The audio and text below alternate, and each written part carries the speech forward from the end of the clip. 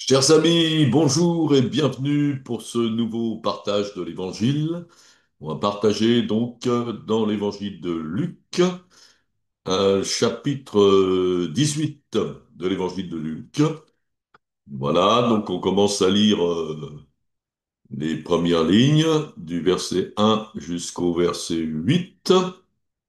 Jésus leur adressa une parabole pour montrer qu'il faut toujours prier et ne point se relâcher. Il dit, il y avait dans une ville un juge qui ne craignait point Dieu et qui n'avait d'égard pour personne. Il y avait aussi dans cette ville une veuve qui venait lui dire, fais-moi justice de ma partie adverse. Pendant longtemps, il refusa, mais ensuite il dit en lui-même, quoique je ne craigne point Dieu et que je n'ai d'égard pour personne, néanmoins, parce que cette veuve m'importune, je lui ferai justice, afin qu'elle ne vienne pas sans cesse me rompre la tête. Le Seigneur ajouta, entendez ce que dit le juge inique. Et Dieu ne ferait-il pas justice à ses élus qui crient à lui jour et nuit, et tardera-t-il à leur égard? Je vous le dis, il fera promptement justice, mais quand le Fils de l'homme viendra, trouvera-t-il la foi sur la terre? Voilà donc, on voit l'histoire de cette veuve qui demande la justice de la part d'un juge qui s'en fiche complètement, hein. Et en fin de compte, cette femme finit par obtenir justice. Alors pourquoi? Évidemment, on le voit parce que cette veuve n'a pas arrêté de lui casser les pieds tant qu'il ne lui ferait pas justice. Elle a persévéré jusqu'à ce qu'elle obtienne gain de cause, hein. Elle avait une certaine foi, la foi que si elle demandait sans arrêt justice au juge, il finirait bien par exaucer sa demande. Voilà, et c'est vrai que ça marche comme ça, hein.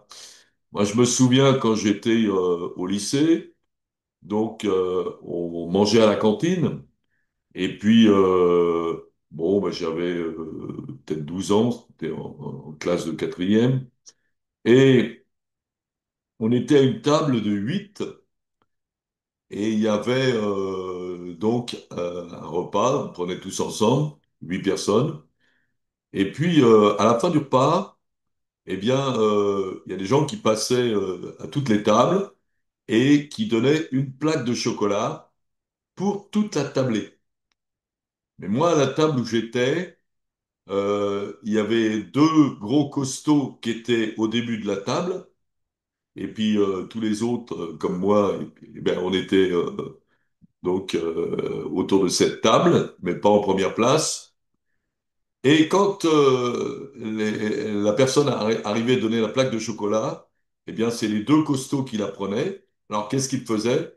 Ils se la partageaient en deux et hop, ils se partageaient le chocolat. Et nous, on n'avait rien du tout. Et je me souviens toujours, j'avais un copain à côté de moi, il était tout mince, tout maigre, bon, petit et tout. Mais il ne s'est jamais laissé faire. Et quand les deux faisaient ça, et lui, il réclamait avec sa petite voix, mon chocolat, mon chocolat, mon chocolat. Et il n'arrêtait pas de réclamer son chocolat jusqu'à ce qu'on lui donne ce chocolat. Et grâce à lui, d'ailleurs, eh bien, les deux costauds étaient obligés de distribuer le chocolat. Et grâce à lui, on avait du chocolat parce que il réclamait jusqu'à temps, jusqu'à leur casser la tête, hein. Il n'a pas peur et il obtenait gain de cause. Donc, on voit, c'est la persévérance de cette femme. Eh bien, malgré le fait que le juge soit un mauvais juge et qui craigne pas Dieu et qui ne respecte pas les hommes, mais il finissait par rendre justice. Voilà. Donc, c'est une parabole Et la parabole, c'est quoi? Ben, une parabole, c'est une histoire naturelle, comme l'histoire de ce juge et cette veuve, pour faire comprendre une vérité spirituelle. Tout ce qui concerne maintenant Dieu et sa façon de fonctionner. Alors, donc, quelle est la différence entre le juge de cette ville et Dieu, d'après cette parabole? On voit que le juge de cette ville est un mauvais juge, mais Dieu est un bon juge. Donc entre les deux, c'est le jour et la nuit. Hein. Donc Jésus fait une comparaison entre le mauvais juge et Dieu. En fin de compte, il n'y a rien à voir, parce qu'il y en a un qui est bon et l'autre qui est mauvais. Mais Jésus veut nous expliquer par là que si on peut se faire exaucer par un mauvais juge, comme cette veuve-là, à plus forte raison, on se fera exaucer par Dieu qui est le meilleur des juges. Voilà.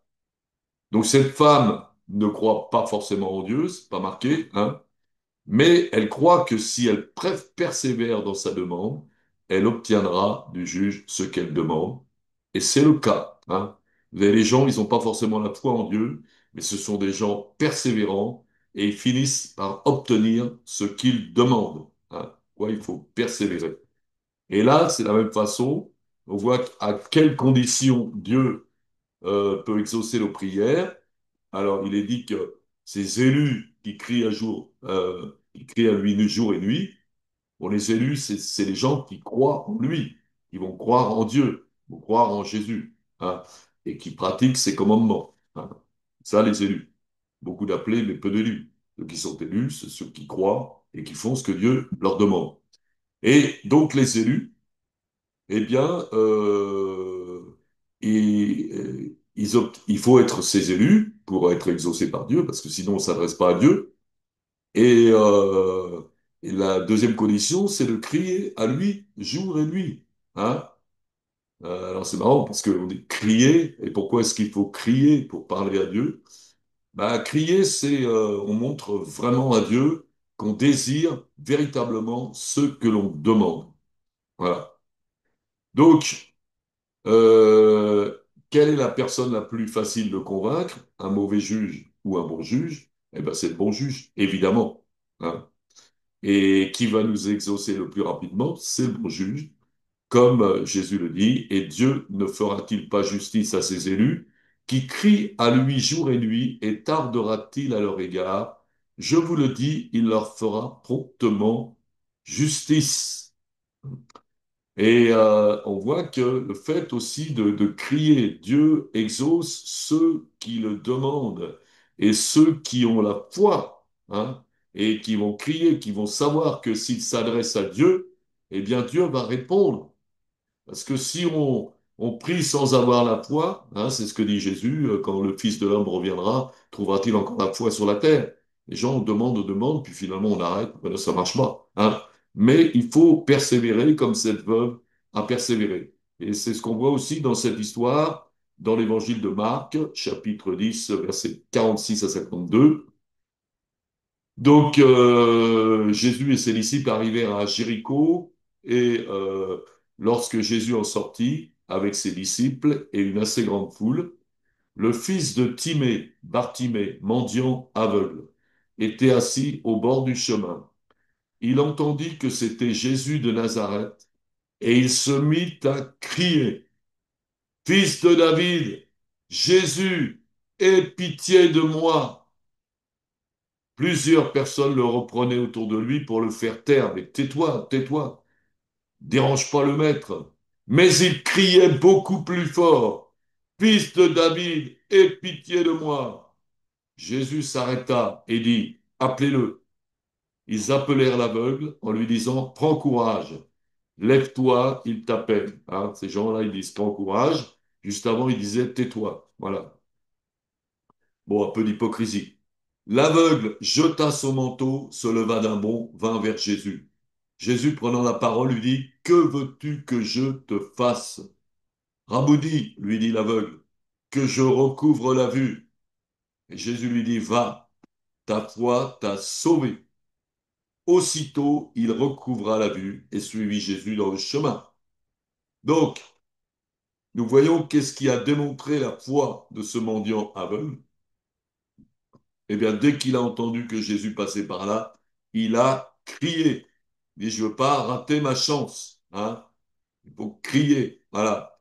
Et plus on lui disait de se taire, plus il criait, pas renoncer, hein, jusqu'au bout, jusqu'à ce que Jésus puisse lui répondre. Sa foi était démontrée par ses cris et son refus d'écouter ce que disaient les gens. Voilà. Écoute simplement Dieu, la foi en Dieu, que c'est un bon Dieu et qu'il va répondre, hein.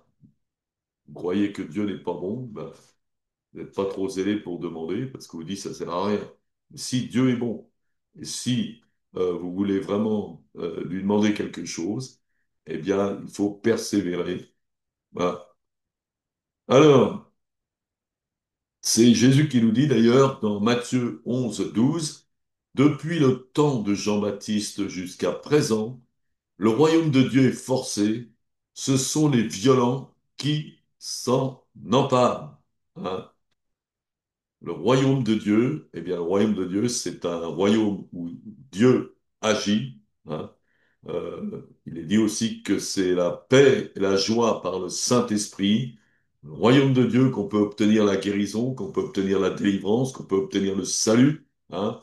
Et ceux qui les obtiennent, eh bien, ce sont les violents, hein. Jusqu'à présent, le royaume de Dieu est forcé. Ce sont les violents qui s'en emparent. Il faut en vouloir, comme cet aveugle qui était violent, qui s'est pas tu et qui a continué à crier, et il a eu sa guérison.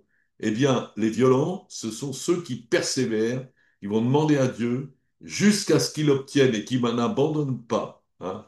Et je me rappelle d'un évangéliste, Michel Allard, qui disait, les violents s'emparent du royaume de Dieu, mais les mous s'emparent de rien du tout. Si nous sommes mous, hein, si nous ne savons pas que nous voulons, ben nous n'aurons rien.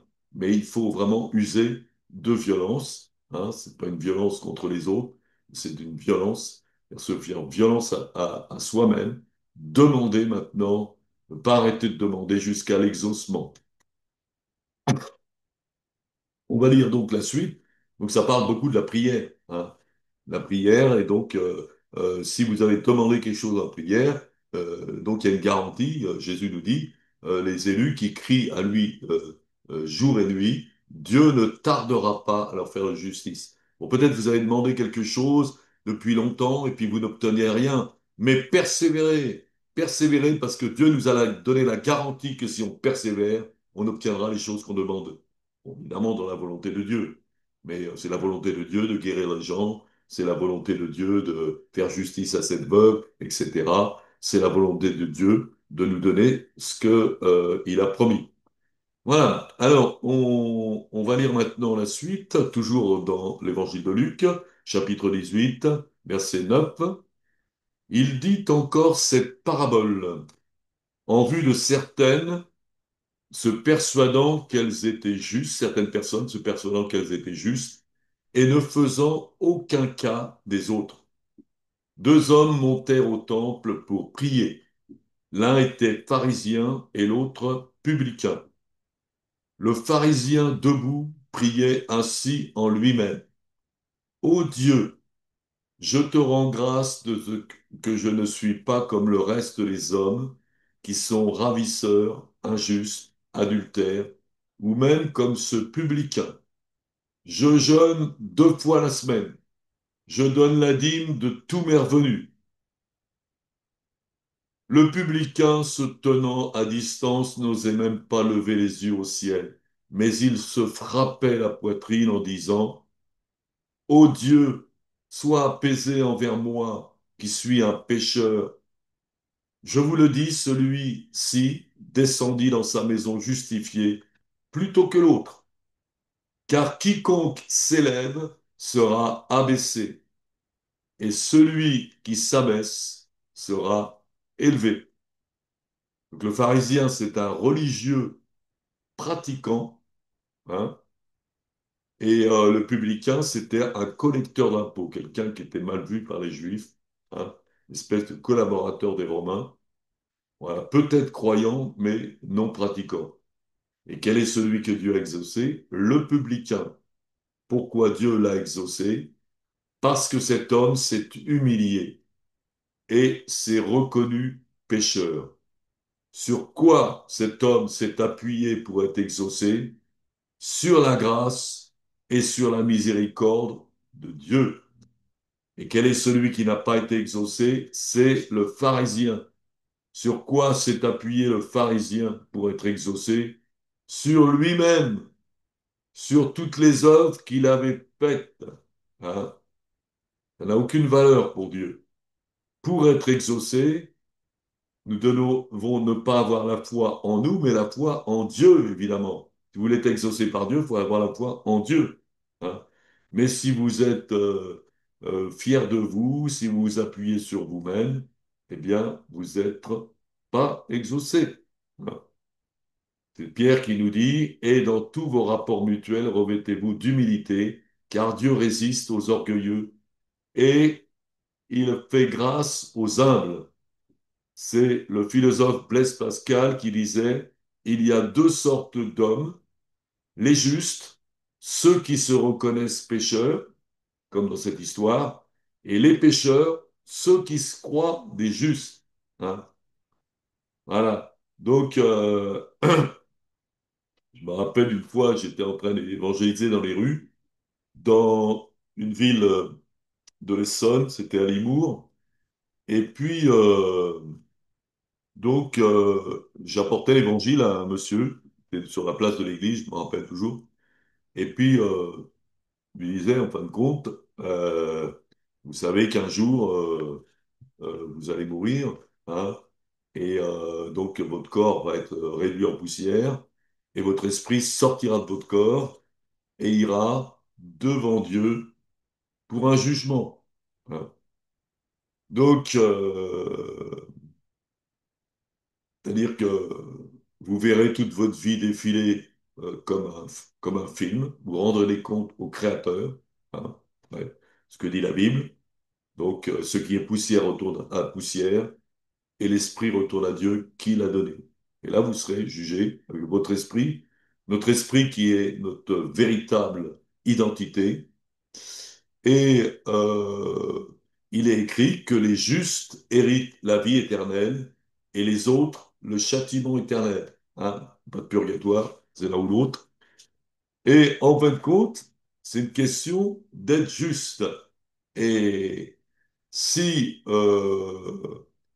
on lit la parole de Dieu, dans l'Épître aux Romains, du chapitre 3, l'apôtre Paul, il nous dit, il n'y a aucun juste, pas même un seul, tous sont pécheurs et tous sont privés de la gloire de Dieu. Donc, nous sommes tous disqualifiés parce que personne n'est juste. Hein. Mais nous sommes tous des pécheurs. Mais heureusement pour nous, hein, la bonne nouvelle, c'est que Dieu aime les pécheurs. Et il a prouvé son amour pour les pécheurs en envoyant sur cette terre un seul homme juste, qui est né miraculeusement, pas comme les autres, qui a vécu il y a 2000 ans d'une façon parfaite en faisant que du bien. Et finalement, c'est nous les coupables et c'est lui l'innocent. Mais c'est lui, Jésus, le Fils de Dieu, qui monte sur la croix pour subir la condamnation que nous méritons tous à cause de nos péchés. Donc si nous nous repentons de nos péchés et nous croyons non pas dans une religion, mais dans l'homme que Dieu a envoyé, Jésus, qui est monté sur la croix, qui est ressuscité des morts, et nous le suivons, nous faisons, pratiquons ses commandements, ce que Jésus a dit, toutes les paroles de Jésus, eh bien, et nous persévérons jusqu'à la fin, nous sommes sûrs d'arriver au bon endroit. Alors, je apportais l'évangile à un homme, et puis il me dit, oh ben moi je crois que dans le fond je suis juste. Voilà. Et donc, voilà, il avait une grande image de lui-même. Et puis, je lui dis la parole de Blaise Pascal. Je lui dis, ben, Blaise Pascal, vous savez ce qu'il a dit? Il y a deux sortes d'hommes, les justes, ceux qui se reconnaissent pécheurs, et les pécheurs, ceux qui se croient des justes. Alors évidemment, ça l'a fait réfléchir, parce que lui, il se croyait juste, donc il était du côté des pécheurs. Alors du coup, il m'a regardé et dit, bah, donnez-moi votre tract. Et je lui ai donné le tract où l'évangile était marqué, hein. Dieu exauce les pécheurs. Les justes, il n'y en a pas. Voilà. Mais heureusement, grâce à Jésus, le seul juste est Jésus. Grâce à Jésus, nous pouvons être exaucés par Dieu. Dieu nous aime parce que Jésus est mort pour nous sur la croix. Voilà, donc on continue toujours dans le chapitre 18 de ce évangile de Luc. On lui amena aussi les petits-enfants afin qu'il les touchât. Mais les disciples, voyant cela, reprenaient ceux qui les amenaient. Et Jésus les appela, dit, laissez venir à moi les petits-enfants et ne les empêchez pas, car le royaume de Dieu est pour ceux qui leur ressemblent. Je vous le dis en vérité, quiconque ne recevra pas le royaume de Dieu comme un petit enfant, n'y entrera point. Voilà. Alors donc Jésus nous demande d'être comme des enfants. Et quelle est la différence entre un enfant et un adulte? Bah, un adulte, souvent, il cherche à apparaître devant les autres, hein. C'était le cas aussi des disciples, qui c'est le plus grand, c'est moi le plus grand, ceci, cela. Bon, alors un enfant, c'est beaucoup plus simple, il se montre tel qu'il est, hein, il ne fait pas de calcul, s'il y a quelque chose à dire, il le dit en face. Moi, j'étais professeur pendant longtemps dans les collèges, et je vois, j'aimais bien le contact avec les jeunes et les enfants, parce qu'ils disaient directement ce qu'ils pensaient.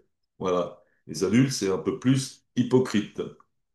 Et en fin de compte, les disciples de Jésus ne ressemblaient pas encore à des enfants, hein. Je veux dire, Jésus leur dit, à moins de redevenir comme un enfant, vous ne pouvez entrer dans le royaume de Dieu. Donc ces disciples suivaient Jésus, mais n'étaient pas véritablement entrés dans le royaume de Dieu. Ils voulaient entrer dans ce royaume et être exaucés, comme on l'a vu tout à l'heure. Eh bien, il faut être comme un enfant, hein, et dire ce qu'on pense, ne pas être hypocrite. Dieu n'exauce pas les hypocrites.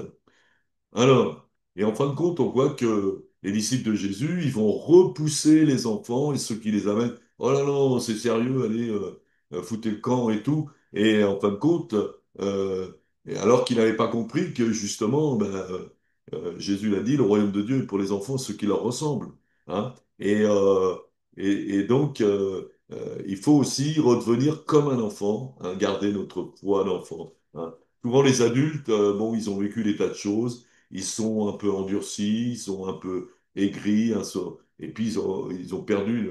Alors que les enfants, ils ont une foi toute naturelle, hein. On leur dit quelque chose, eh bien ils ont confiance, ils croient.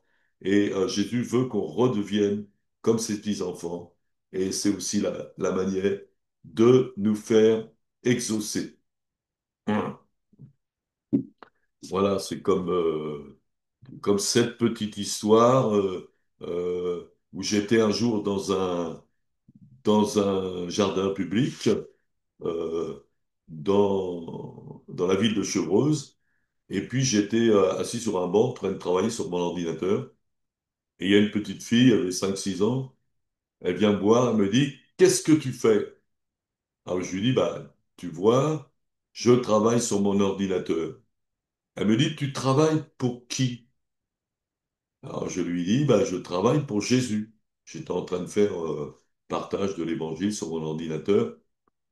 Et cette petite fille me dit, Jésus, ma maman dit qu'il n'existe pas et ma grand-mère, elle y croit. Est-ce qu'il existe, Jésus? Ah, je lui dis, bien sûr qu'il existe. Elle me dit, comment on peut faire pour le connaître? Ah, je lui dis, t'as qu'à lui parler. Ah bon? Mais qu'est-ce que je peux lui dire? Bah, t'as qu'à lui dire, bah, Jésus, j'aimerais bien te connaître, hein? J'aimerais bien te connaître. Voilà, fais-toi connaître à moi. Et, euh, et tu peux faire ça, peut-être ce soir, avant de te coucher, bah, tu lui parles, tout. Et cette petite fille, elle me dit, pourquoi je peux pas le faire maintenant? Je dis, bien sûr, tu peux le faire maintenant. Et elle me dit, mais comment je saurais s'il m'a répondu? Ben, tu vas voir, quand tu vas faire cette petite demande à Jésus, quand tu vas lui parler, tu vas sentir beaucoup de bonheur dans ton cœur. Et elle est partie, elle a couru derrière un arbre, faire sa petite prière. Et elle est revenue toute contente. Elle m'a dit, t'as raison, j'ai beaucoup de bonheur dans mon cœur. C'est vrai, il m'a répondu. Il est venu dans mon cœur. J'ai beaucoup de bonheur dans mon cœur. Voilà. C'est tout simple, l'enfant. Il n'y a pas besoin de faire une grande démonstration. Tout de suite, elle a vu. Elle dit, ben, je peux continuer à lui parler. Ben, tu peux continuer autant que tu veux. Hein. Puis après, elle me dit, oh, ben, j'attends ma grand-mère, elle est longue. Est-ce que je peux prier pour qu'elle aille plus vite? Oh, je lui dis, oh, prie surtout pour être plus patiente. Voilà. Mais ça, c'est les enfants. Donc, ils sont directs. Alors, il y avait aussi, enfin, il y a beaucoup d'exemples comme ça que je pourrais donner à propos des enfants. Hein, j'étais à Clermont-Ferrand, sur la place de Jaude, et puis je parle avec un monsieur, et il avait une petite fille, devait avoir 4 ans, il donnait la main à sa petite fille, il était sur la place, et je lui parle, je lui annonce l'évangile, parle de Jésus, de ce qu'il a fait, et puis le gars, il n'était pas croyant, visiblement ça n'intéressait pas trop. Et puis, quand j'ai eu fini de parler, la petite fille, elle me regarde et dit, eh ben moi j'y crois à Jésus. Tant c'était pas son père qui lui en avait parlé. Et je me suis mis à genoux à son niveau et j'ai commencé à vraiment parler à cette fille qui était intéressée par Jésus. Voilà. Donc on voit que Jésus aime les enfants, hein, et que les enfants, c'est tout simple. Et que les enfants, ils se tournent facilement vers Jésus. Hein. Mais après, quand on vieillit, eh ben, on finit par être blasé. Donc, on va continuer le chapitre 18, au verset 18. Un chef des Juifs interrogea Jésus et lui dit, bon maître, que dois-je faire pour hériter la vie éternelle? Jésus lui répondit, pourquoi m'appelles-tu bon? Il n'y a de bon que Dieu seul. Voilà. Bon, est-ce que cet homme savait qui était Jésus? Ben, non, pas vraiment. Hein. Il l'appelle déjà maître, hein, bon maître. C'est quelqu'un qui enseignait, donc il était appelé maître. Mais il ne savait pas réellement qui il était. S'il connaissait vraiment Jésus, il l'aurait appelé comment? Il l'aurait appelé Seigneur. C'est lui qui commande, c'est lui qui dirige. Hein. Et voilà. Donc il y a une différence entre un maître et un seigneur. Le maître, il donne des conseils, mais le seigneur, lui, il commande. Hein. Il nous dit, aimez-vous vous les uns les autres. Voilà, c'est pas une option. C'est si vous voulez vraiment plaire à Dieu, il faut vous aimer les uns les autres. Et que tu aimes ton prochain comme toi-même, etc. Voilà. Donc c'est différent.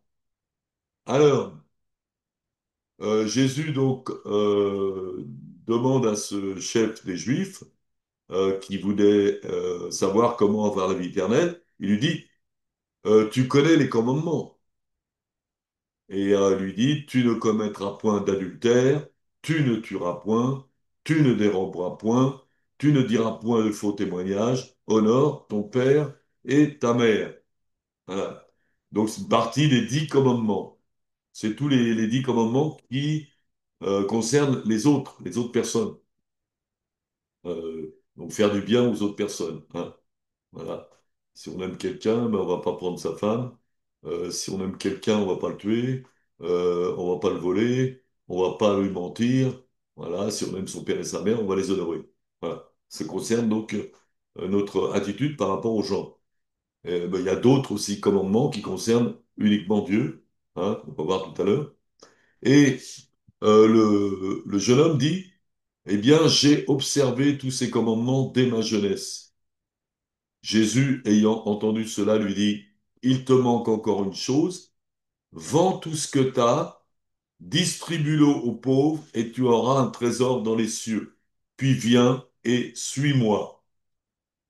Lorsque ce jeune homme entendit ces paroles, il devint tout triste, car il était très riche. Il n'était pas prêt à vendre tout ce qu'il avait. Et Jésus, voyant qu'il était devenu tout triste, lui dit qu'il est difficile à ceux qui ont des richesses d'entrer dans le royaume de Dieu. C'est plus facile à un chameau de passer par le trou d'une aiguille qu'à un riche d'entrer dans le royaume de Dieu. Voilà. Donc, Cet homme, malgré le fait qu'il observait les commandements, enfin certains commandements, eh bien, il n'était pas, il ne pouvait pas rentrer dans la vie éternelle parce que, en fin de compte, euh, il y a des commandements que Jésus n'avait pas mentionnés, hein. Et donc, par exemple, quelqu'un, un des commandements, donc des 10 commandements, c'est tu n'auras pas d'autre Dieu devant ma face. Voilà, tu ne te feras pas d'image taillée, donc idolâtrie, enfin tout ça. Tu ne prendras pas le nom de l'Éternel en vain, etc. Tu sanctifieras le jour du repos. Tous les commandements qui sont relatifs à Dieu, notre relation avec Dieu. Mais en fin de compte, quel est le commandement que cet homme-là transgressait, ce jeune homme riche? Eh bien, c'est le commandement qui dit, tu n'auras pas d'autre Dieu devant ma face. Pourquoi? Parce qu'il aimait quelque chose plus que Dieu, c'était son argent. Il n'était pas prêt à laisser son argent pour suivre Dieu, hein. Jésus nous dit, nul serviteur ne peut servir deux maîtres, car il haïra l'un et aimera l'autre, ou il s'attachera à l'un et méprisera l'autre. Vous ne pouvez servir Dieu et Mammon. Mammon, c'est l'argent. Donc on ne peut pas servir Dieu. Et ce jeune homme-là ne pouvait pas servir Dieu, puisqu'il servait l'argent, en fin de compte. C'est pour ça que Jésus lui a demandé de se débarrasser de son argent, mais il n'était pas prêt à le faire. Donc voilà, et alors quel est le plus grand des commandements, hein? Les gens les Juifs qui viennent vers Jésus, qui lui disent, Maître, quel est le plus grand commandement de la loi? Et Jésus lui répondit, tu aimeras le Seigneur ton Dieu de tout ton cœur, de toute ton âme et de toute ta pensée. C'est le premier et le plus grand commandement. Et voici celui qui est semblable. Tu aimeras ton prochain comme toi-même. De ces deux commandements dépendent toute la loi et les prophètes. Voilà. Donc en fin de compte, devant ce commandement, tu aimeras le Seigneur ton Dieu de tout ton cœur, de toute ton âme et de toute ta pensée, hein. Mais en réalité, on est tous disqualifiés. Et ce commandement, eh bien, il est possible à suivre uniquement si on a justement l'amour de Jésus dans nos cœurs, l'Esprit de Dieu en nous. C'est pour ça qu'on peut le faire. Tant qu'on n'a pas cet Esprit de Dieu, on ne peut pas s'appuyer sur ses bonnes œuvres pour être sauvé. D'ailleurs, ceux qui l'écoutaient dire, et qui peut être sauvé? Hein, ils se rendaient bien compte que ça devenait difficile d'être sauvé. Jésus répondit, ce qui est impossible aux hommes est possible à Dieu. Donc, c'est impossible aux hommes de se sauver soi-même, mais c'est possible simplement en Dieu. Et Pierre lui dit, voici, nous avons tout quitté et nous t'avons suivi. Et Jésus leur dit, je vous le dis en vérité, il n'est personne qui, ayant quitté à cause du royaume de Dieu, sa maison ou sa femme ou ses frères ou ses parents ou ses enfants, ne reçoive beaucoup plus dans ce siècle-ci, dans le siècle à venir, la vie éternelle. Donc, on voit que Pierre et les apôtres, eux, qu'est-ce qu'ils ont fait? Ils ont tout quitté, pas comme ce jeune homme riche, et ils ont suivi, ils ont quitté leur travail, ils ont suivi. Donc, Jésus leur montre que, eh bien, grâce à cela, ils ont tous suivi pour suivre Jésus, hein, eh bien, ils sont sauvés. Voilà. Si vous quittez tout, si vous donnez votre vie à Jésus totalement et vous le suivez, hein, et, euh, et jusqu'à la fin de votre vie, vous êtes sûr d'arriver au bon endroit. Vous êtes sûr d'avoir la vie éternelle. Si vous ne le faites pas, vous êtes sûr de rien. Voilà. Être sauvé, c'est hériter la vie éternelle. Voilà. Et si on n'hérite pas la vie éternelle, eh bien, malheureusement, on hérite le châtiment éternel. On souhaite ça à personne. Voilà. On souhaite à tous d'hériter la, la vie éternelle. Alors, pourquoi ceux qui l'écoutaient disent qui peut être sauvé? Parce qu'ils se disaient quelque part, oh ben, si cet homme a respecté pas mal des commandements, qui n'est pas sauvé, on se demande qui peut être sauvé, hein? Jésus nous dit, ce qui est impossible aux hommes est possible à Dieu. Personne ne peut se sauver lui-même. Seul Dieu peut nous sauver. On rencontre beaucoup de gens, quand on discute dans la rue comme ça, qui disent, bah oui, mais moi je suis une bonne personne, j'ai fait que du bien, je vais aller au paradis. Hein. Bon, mais il y a pas mal de choses qui bloquent. Hein. Est-ce que eux aussi ils aiment le Seigneur de tout leur cœur, toute leur âme, toute leur force? Bon, ben, il y a des doutes. Hein. Et en réalité, personne ne peut se sauver. On est tous perdus. Hein. Donc, comme il est écrit, que Dieu a tellement aimé le monde, tout le monde, qu'il a donné son Fils unique, Jésus, afin que quiconque croit en lui ne périsse pas, mais qu'il ait la vie éternelle. Voilà. Il faut croire en lui et le suivre pour hériter la vie éternelle. Faire ce qu'il nous dit. Hein, Jésus qui dira, pourquoi dites-vous Seigneur, Seigneur, et ne faites-vous pas ce que je dis? Voilà. Et Dieu nous sauve par Jésus, par le sacrifice de Jésus. C'est Jésus qui meurt sur la croix pour recevoir la condamnation qu'on mérite tous à cause de nos péchés. Il est dit que son sang a coulé sur la croix et que son sang nous purifie de tout péché. Voilà. Mais Pierre et les apôtres ont été sauvés parce qu'ils ont tout quitté et ils ont suivi Jésus. Et c'est ce qu'il nous faut faire si nous voulons être sauvés. Croire en Jésus et le suivre. Alors, donc, on va lire la suite à la fin, Jésus 18, 31.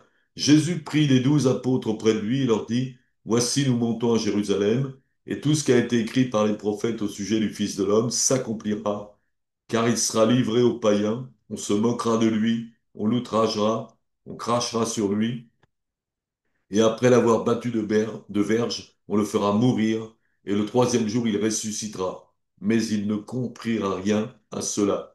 C'est pour eux un langage caché, des paroles dont ils ne saisissaient pas le sens. Voilà. Donc les apôtres ne comprenaient pas. Hein. Qu'est-ce qu'ils ne comprenaient pas? Pourquoi Jésus allait mourir? Hein. Bon, il meurt, c'est pour nous sauver. Et pourquoi il va ressusciter? Hein? Il va ressusciter pour que nous aussi, nous ressuscitions. Nous puissions avoir une nouvelle vie avec l'Esprit de Dieu. Nous naissons de nouveau. Hein? Et la résurrection donc de Jésus, et qui aussi, si on croit en lui et si on le suit, eh bien, nous ressusciterons de la même façon. Voilà. Donc, c'est Paul qui nous explique ça.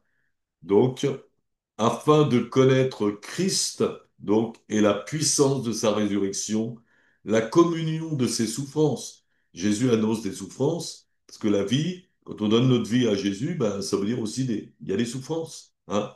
Et en devenant conforme à lui dans sa mort, pour parvenir, si je puis, à la résurrection d'entre les morts, ce n'est pas que j'ai déjà remporté le prix ou que j'ai déjà atteint la perfection, mais je cours pour tâcher de le saisir puisque moi aussi j'ai été saisi par Jésus-Christ.